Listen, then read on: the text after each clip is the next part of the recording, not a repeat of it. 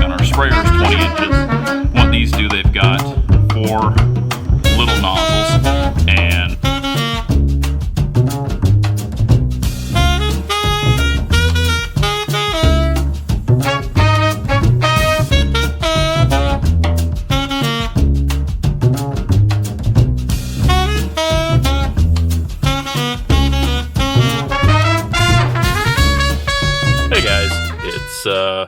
another day here in the afternoon. The wind's blowing mighty fierce, but we've just got our skid of parts we picked up from one of our suppliers, and we'll have a look at that when we get it unloaded. But we've got parts for our sprayer and a new seat for our tractor, a buddy seat, and then parts for our no-till drill. So always something new and expensive going on. So we'll get that unloaded and we'll go through what we've got.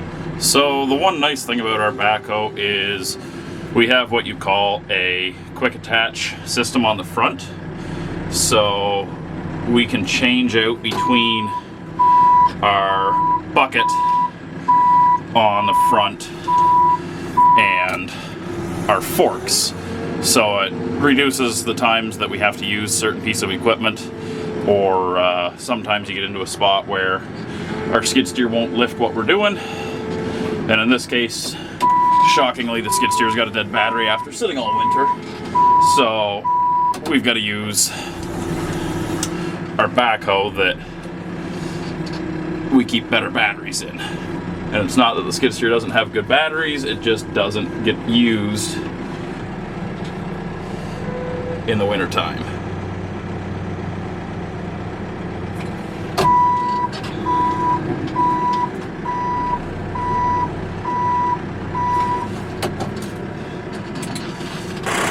So we get out, and we've got forks that go on, and then we've got pins that are just a touch bent that start dogging in on both sides and over our bar is how it hooks on. And then we can run our forks to unload our stuff.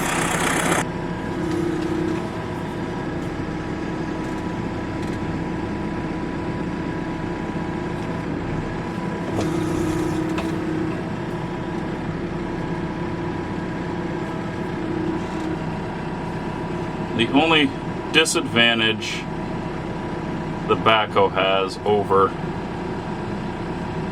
the skid steer is it is harder to see what your forks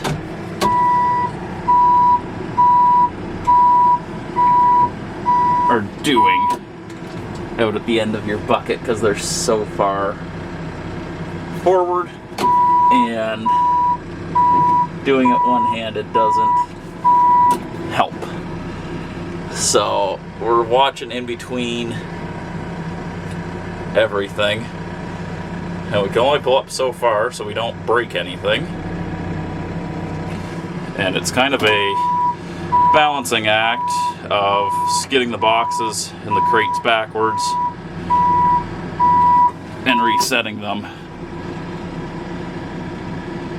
a couple of times.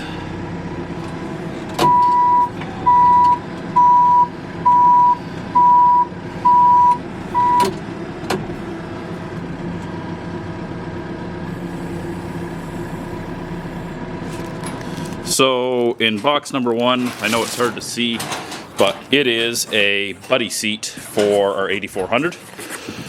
All packed in there nice. We'll get to that in a couple weeks. And then down here we've got everything to rebuild our 750. We've got new seed boots that have had the holes bored out for the pins that these planters get some, or these drills get some wear, and then they get wore out in the pin that holds this on, so they put a bushing in, so these all had to be drilled out to have that done. So we'll put new boots on.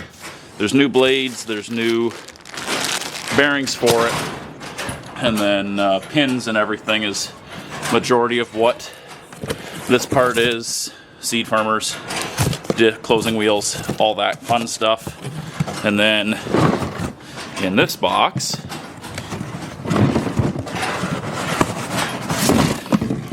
is 20-inch Chafer bars. So we will put these on our sprayer, and they've got the orifices built in.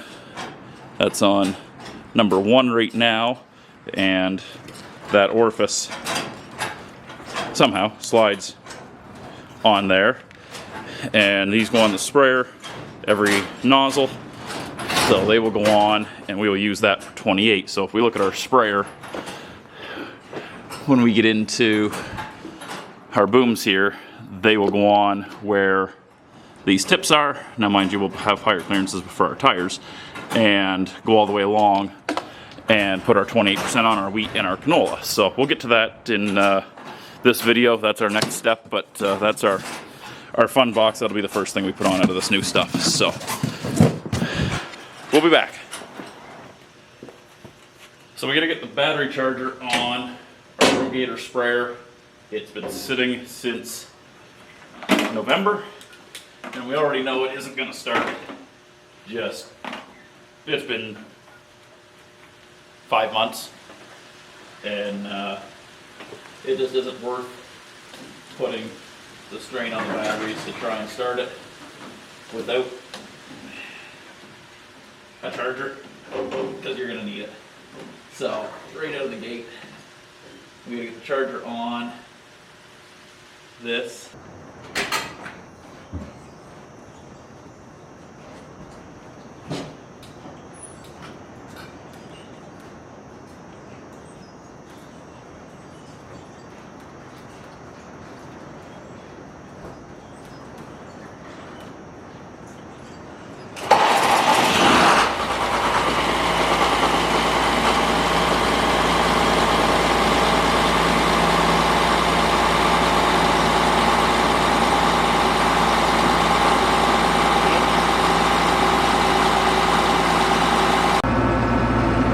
So we've got our 7400 started, and we're just basically playing the machinery shuffle today. We've got to move it over to one of our other barns because it just in the way of the sprayer. We got to get our Rogator out to be able to change our tips and everything, and this is the first thing to move. So we use this tractor to plant. It spreads quite a bit of fertilizer and sometimes digs ditches. It does have a GPS in it, and then our monitor for our 2 planters, and then we've also got a set of scales, and that is our control box for our corn planter in it.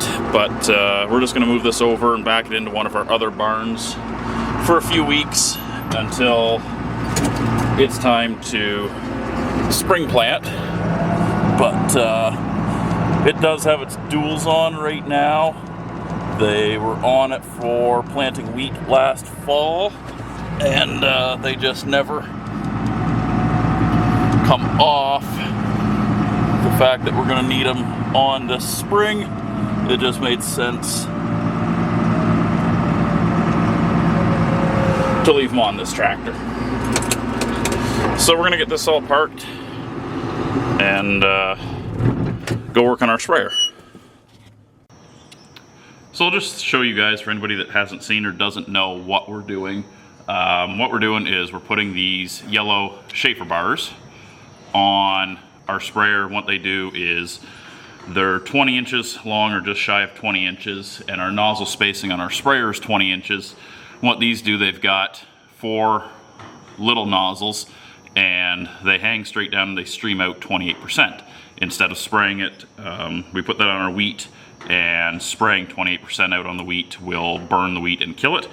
So the first thing we do is, in the nozzle body, we put rubber O-ring, we press that down inside, and that creates your seal. And then we put in one of these little mesh screens. These are a 50 mesh, and that sits right on top like that. And then what we do on the sprayer is, these are our regular nozzle bodies, and they're 3-way rotating, but we don't use them for rotating much. They're getting pretty fragile and some of them are breaking. But we pull off our tip. These are dirty from last year. There's the screen that goes in that. It's still a 50 mesh, but the reason we pull that off and take the screen out is the screen will have chemical residue and everything, whereas these screens are brand new and we will use them strictly for 28%. Then what we do, and this is tougher with one hand, that screen goes in and you can see the slots in the nozzle body, and there's two little pegs or tits that stick out on that, and these go up and they're slotted, and then this gray body twists and it locks in on those slots on those pegs, and that's what then holds the Chafer bar on. The Chafer bar can twist a little bit. So we do that all the way along. We've got this boom almost completely done, other than where it's resting on our fender. So it's not a bad project. It's probably a 2-hour project.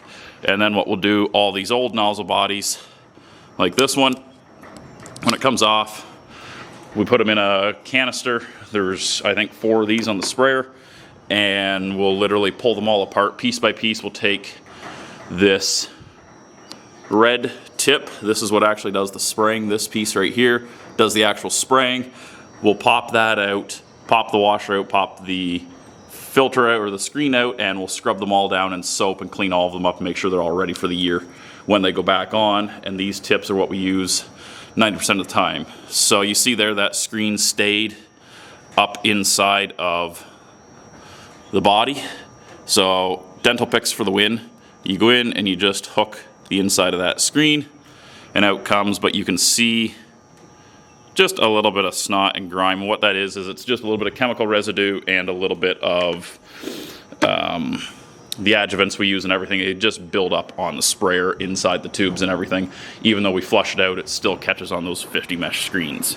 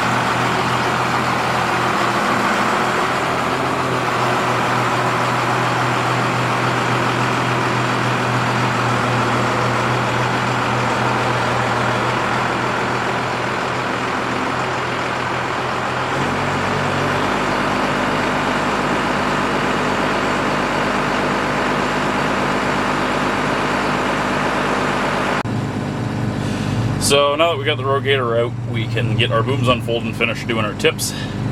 So this button basically activates our hydraulics to do our booms, and the idea with that is so you don't hit at them while you're going down the road. And we don't quite have enough room in the yard here, but what we can do is we can bring both of our booms out of their cradles and start unfolding them. Normally we would unfold the tips while they're in the cradles. It just is a little bit less weight, but we're not going to unfold our tips today. Of the boom, we'll just keep them folded in for what we're doing so we're not quite as wide.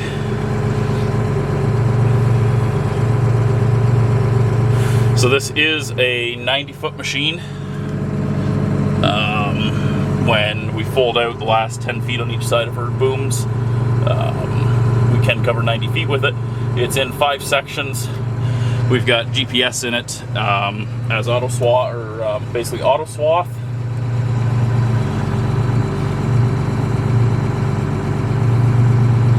And then each boom we can control basically the angle of attack with it.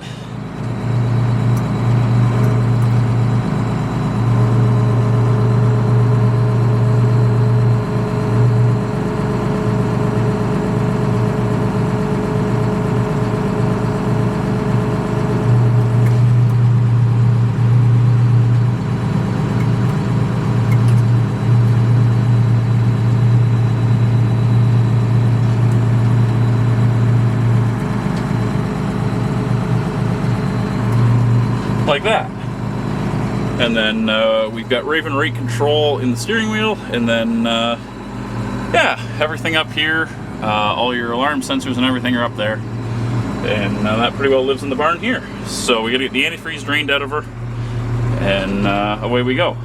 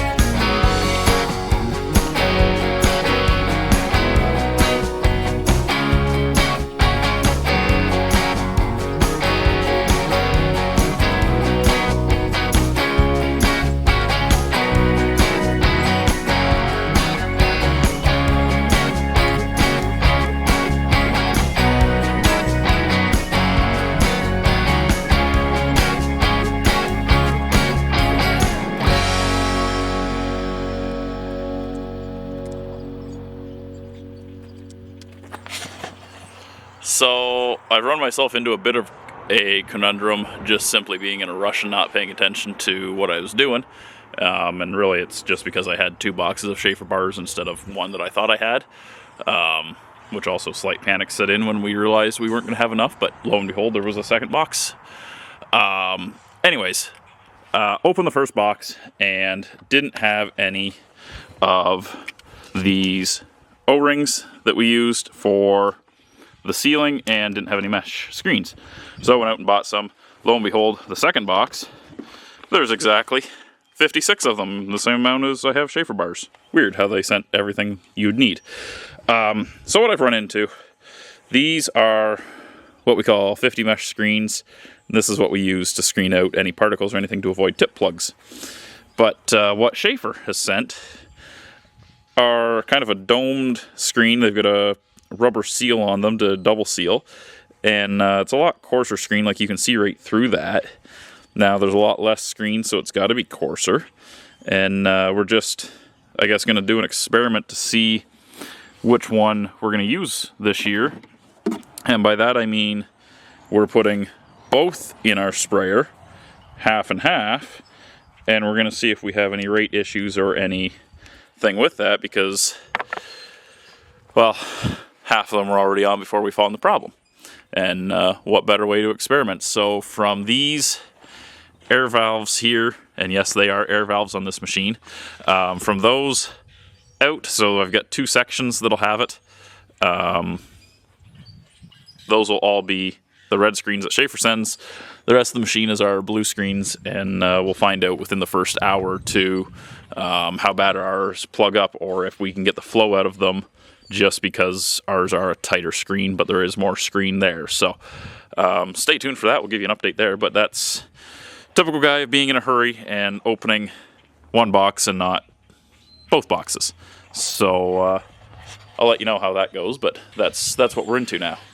Hey guys, we've got all of our Chafer bars on our sprayer now, and we've got that project all done.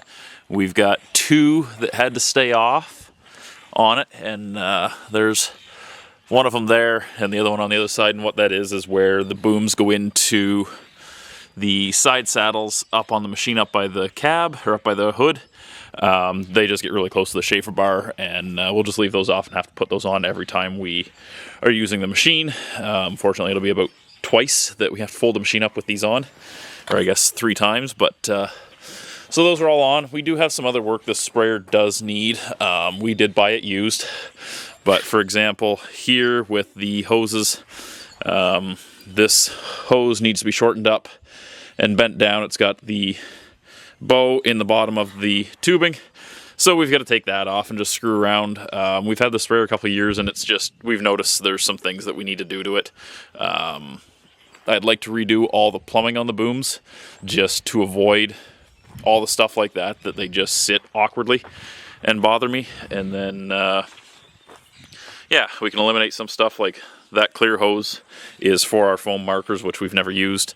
That can be eliminated. We do use these, this is what your foam would come out of. I actually use those as guides. They're just over 2 feet long, so when those touch the ground, that tells me I'm about 2 feet off the ground, so that's kind of how I balance the machine to keep it running level in the height I want. But for the most part, we're done. We do have to get elastic bands that I was telling you about before, and we'll clip those on between the two, and it'll just hold them straight from wanting to wiggle and everything. But other than this, we'll get the machine back out again. We are looking at getting floater tires for it possibly this year. We'll see how that goes, but we do have to get her out and grease it and give it an oil change. But other than that, we are done for this. So thanks for watching, guys, and we'll see you next time.